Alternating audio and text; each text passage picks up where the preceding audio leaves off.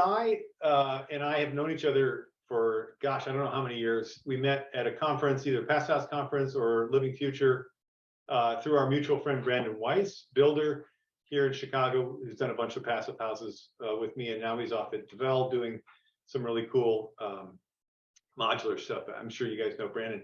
But anyway, we got this project from somebody I met in Chicago who was moving to Kentucky and said, we'd like to build a house down there, and we've been hearing about your past house work. Could we do it? And so I was like, oh boy, Kentucky, maybe Sy can work on this. So we said, heck yes, let's find a site. So we found a site and off we went. So today we want to talk a little bit about the design process and some of the specific things that we do in our process as architects and passive house consultants. And then Sy is going to jump into the construction work, focusing on some of the offsite fabrication stuff, which is really interesting how that came about. So yeah, 2006, I started the firm. By 2010, started on kind of the passive house route. And so over the last really 10 years or so, we've gotten a number of these projects designed and built, and there's about 10 more that aren't on this screen that are currently in design, and most of them are retrofits. And so we're really focusing our attention to retrofits and trying to push that along.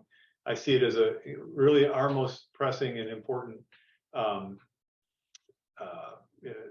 thing that we need to do. But this house, meanwhile, is I'm going to move this around on my screen, is a single family house out in a new development. So it's kind of the opposite of our urban retrofits. But anyway, so in terms of process, well, in terms of the site, we're in climate zone 4 there in Kentucky. So it's a little not as cold as Chicago, and of course warming by the day.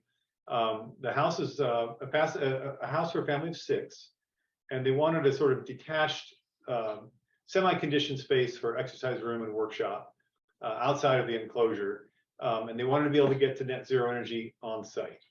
So the first thing we do is really study the climate and the site, and we always like to get these windrows diagrams, see how what's going to be happening passively or sort of climatically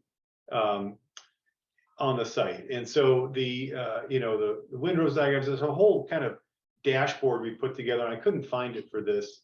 It's locked up in a file somewhere. But anyway, this is the site in Versailles, Kentucky, not Versailles, mind you, Versailles. Sy could probably do a better accent than I could there. But anyway, so when we begin these projects, we're looking at a garage and a driveway. I mean, it's this huge impact on a site, no matter how big or small it is.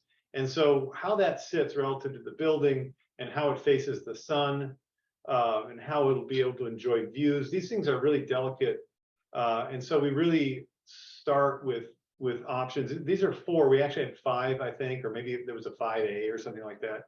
And while we're doing this, we're not energy modeling yet. We're just sort of sketching out how we think their program may fit in different ways on the site.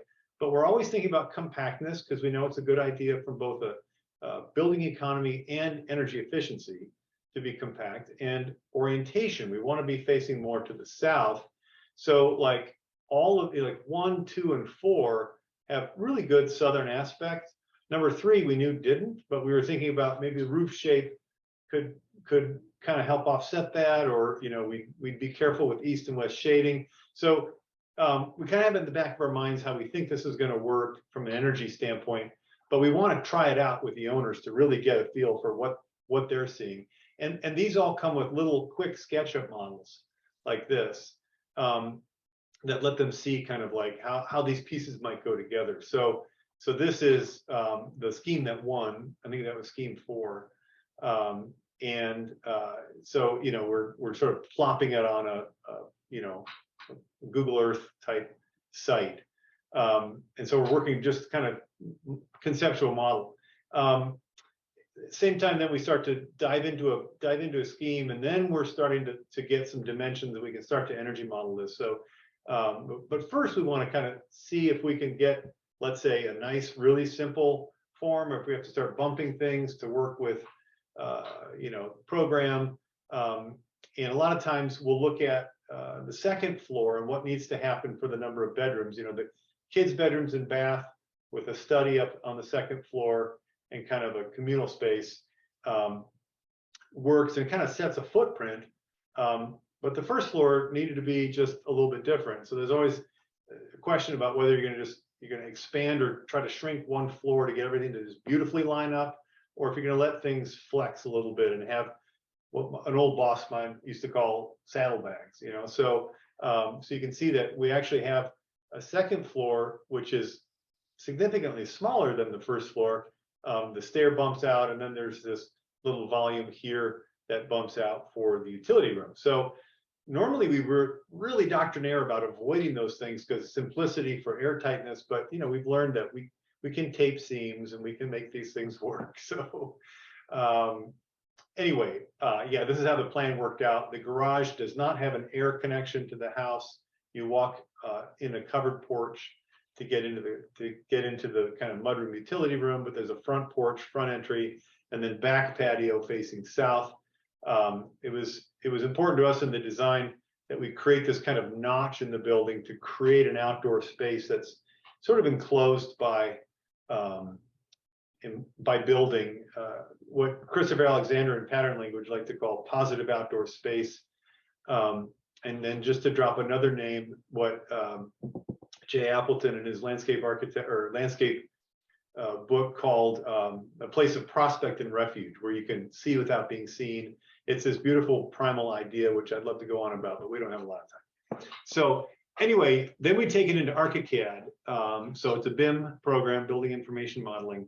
And we're building a virtual building on the screen. And one of the cool things about that is that, let me just click over here and hit escape, is that we can export from ArchiCAD into SketchUp, and hopefully my screen has changed to the SketchUp view. And so, then we can, when we have all this stuff really sort of beautifully modeled, we can a little more easily show people what it looks like in terms of how the shadows work at different times of day, and we can kind of think to ourselves, is this going to work for shading? I mean, we can do this in ArchiCAD, but it's hard to navigate it for a client. And boy, am I glad my computer's not crashing. That would ruin the whole party. So anyway, this is our kind of our walkthrough thing, and I would hate to try to build a model like this in SketchUp, but just exporting it from ArchiCAD is really easy. Let me go to the correct presentation. Okay, here we go. All right, so here we are in getting really detailed with the owners, and with window details and drawing sections and thinking about air barriers and all that stuff, and kind of landing on this final design. So some of our details. Interesting thing of note, we're doing Woofy Passive because it's a Phius project, and we were looking at one point with an enclosure that we had come up with, and then the owner was saying, well, maybe we should do the basement. So we changed the SketchUp model that imports into Woofy Passive to do another case with a basement. We could see kind of what happened. We sort of fell off of our nice happy green check marks, and got the angry red X's. So we're like, okay, let's not do the basement. It's more expensive. It's lazy space from a passive standpoint. It doesn't gain any solar for you. It just needs to be conditioned. It's like, it's not working. So now we do have one red X over here, which is our source energy. And that's because we're counting on there being some solar here to make the Phius metric. This is Phius Plus 2018. And so we're using that to figure out two things. One, how much we need just to get the Phius certification, and two, how much we need to get to on-site zero energy. So you can see here site energy total we need about 11,000 kilowatt hours a year. It's not a very big array. Here in Chicago, that'd be like an 8 or 9 kilowatt rated array. So 300 watt panels, a little less than that. So, you know, not a ton. But this is one of the things I always tell architects: do your energy modeling. Owners love to see this. You know, you have a sense of control. And I guess more importantly, when you're in the earlier design phases and you're thinking about how big these windows should be and where they are and how thick the wall insulation is, you can see the implication of your design decisions in the energy model. It's so important. Without that, you're just guessing, or you're just not caring, the way I see it. So anyway, yeah, the other thing that we've begun to do in our documents, and this is not the best example of it, usually it's a little more detailed, is we create an air barrier diagram that's in the section, that's in the drawing set, that basically points out every transition, every assembly, what the air barrier is, and every transition. And normally we'll tag the details here, but here's like the section with the details tagged. So when we go like in this upper right from wall to roof, you know, what is the material that's making that air barrier transition? How are we achieving that at the windows? How are we taking it from the foundation up to the floor or the wall? You know, each of those, as you know, is a critical part of this whole thing coming together in 3 dimensions. So anyway, that little document is a really good one. We're consulting on a 45-unit apartment building here in Oak Park right now, and getting an architect who's never heard of Passive House to do that is it's really cool because they're doing it. So quickly on mechanicals, we're doing ducted mini splits. Typically, these are all the projects we're working on, all electric. We haven't done any gas in any building for about, I think, 3 or 4 years now. And we're ducting typically in these houses on the bedroom levels for sure, because we just know we need to get conditioning in there. People are going to be comfortable.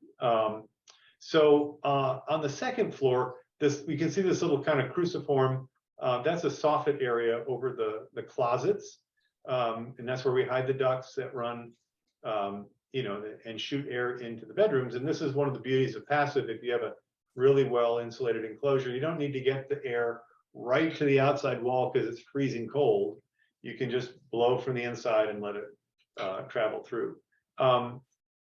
Hey, Denny, remind me, did we integrate the ERV with the ducted systems? We ducted it independently, right? Yeah, it was planned to be independently ducted. Okay, cool. Thanks. I thought so, because we have 2 different ducted systems, and that would be a tricky interrelationship and hard to verify. So anyway, this cruciform soffited area also, aside from being a nice spatial delineator, you know, is a place where we can hide our ventilation ducts as well, extracting from the bathroom. And the ERV is hidden here in this little closet on the stairway saddlebag. And then downstairs, over the master closet, we've got our primary closet. We have the second short ducted unit that's, you know, throwing air around the first floor. So so pretty straightforward. There is a little pellet stove or a sealed combustion wood stove. That is a nice kind of backup heat source if you ever need it. But it's generally, we found that even here in Chicago, the mini splits are working all year round. So we went with an ICF foundation, and this is where I'm going to hand it off to Sy to talk about how we got to the delivery method we got to. And just say when you want me to advance, all right? Bet we'll do that. Thanks, Tom. What Tom mentioned earlier, that you know, we got to know each other, you know, through Passive House conferences, International Living Future, the Young Conference and stuff, and mutual friend Brandon and colleague Brandon Weiss. It's pretty cool how when you do hang out with folks that are into this, and you see the work they're doing, it's like, man, if there's ever an opportunity to work together, I'd love to do that. And so Tom did find that opportunity, remembered, and it's awesome because I didn't know this, but I guess we did our CPHC around the same time, and we also started our companies around the same time for the same reasons. And we wanted to make a difference and improve our industry for the many reasons that we all mentioned here. But and this was like the approach that we took with Marvin and Brett, the homeowners. We met them on a job site that we were doing a passive house in Versailles, and showed them to walk the job and let them know that we want to make it as easy as possible for them. Since it is challenging to find people that even do best design and best building practices, what we like to call it, high performance homes and buildings, and said, hey, we can do the whole thing turnkey for you.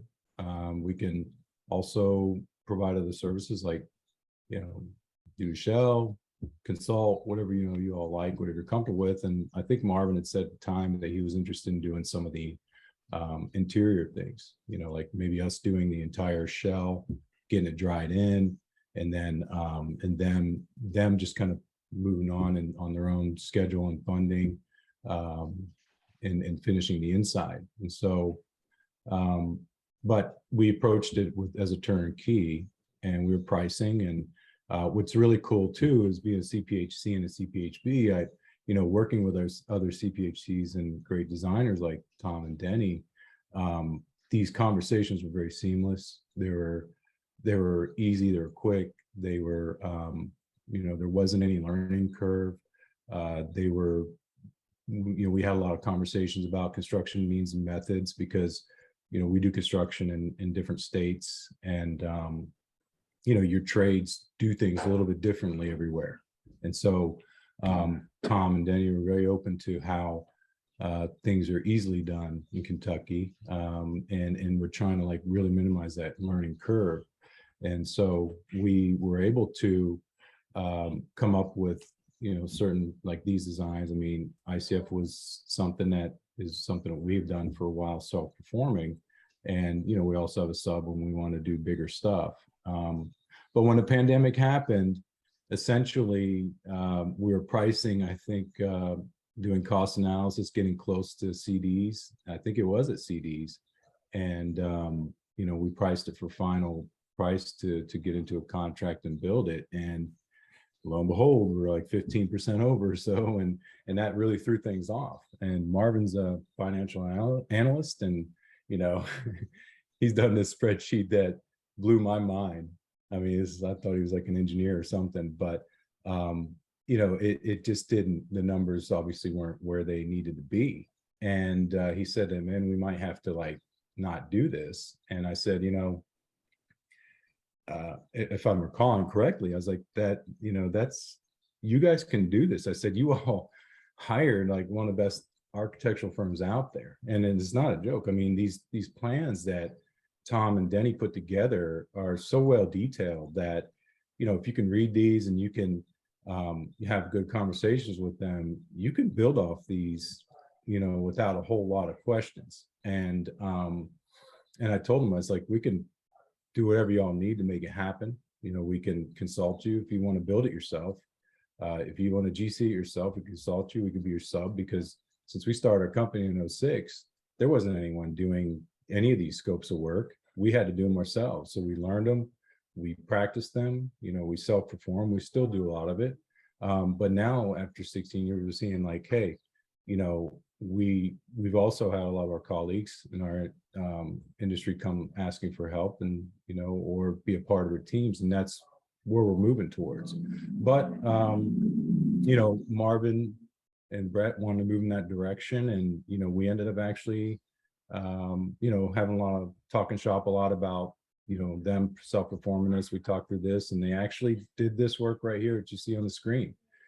They did the ICF themselves, the father and I think one of his sons, and his son's I think maybe 10 or 11, but we, talked through that. And, what you see here are essentially what we did offsite for them. All these walls, this is our shop. You can go ahead and flip it there, Tom. So we prefabricated walls. The drawings were very easy for us to create our own shop drawings. Now, if they weren't, we'd probably be calling Stephen Oka with Holstrom Designs or something, or, asking Denny and Tom to, create shop drawings for us and, paying them to do that. But, you see some pictures here in our shop. We did exactly how they drew it. Didn't have to have too many questions asked of Denny or Tom. We did have a challenge when it came to the zip R sheeting because we couldn't get the 2-inch that we needed. And then, TBDA was able to quickly adjust. I think Denny reran a model. We did a few things and we were able to get the 1.5-inch polyiso with the zip R to work. I think it's a 2-inch overall, but the headers were so detailed, the studs were all detailed, so it was just easy for us to do. And but we talked it out as a team and like, what's the best way to do it, what's the best way to break it up, and this is exactly how it got sent out in these sections. And Marvin was wanting us to possibly install it, but we had a couple quick conversations with him and his framer, and they were able to easily throw it up. And then, if you can scroll on next slide, you'll see within 2 weeks, they had this thing under roof. And I was like, whoa, are you 2 weeks? Right there. Marvin sends me that picture. I'm like, dude, that's amazing. And so, we're waiting on call. I was like, look, we're going to wait. You just call us anytime. I'll pull people off the job. We'll just drive over there. It's only like an hour and a half from Louisville. And they never called us, and we were just trying to stay available for them, but it went up really well. The furring strips are there. We used the Prosco around all the puck openings. Another thing too is that they use Zola windows, and so we've used Zola for many years. We knew how to do the rough openings the way that they are done.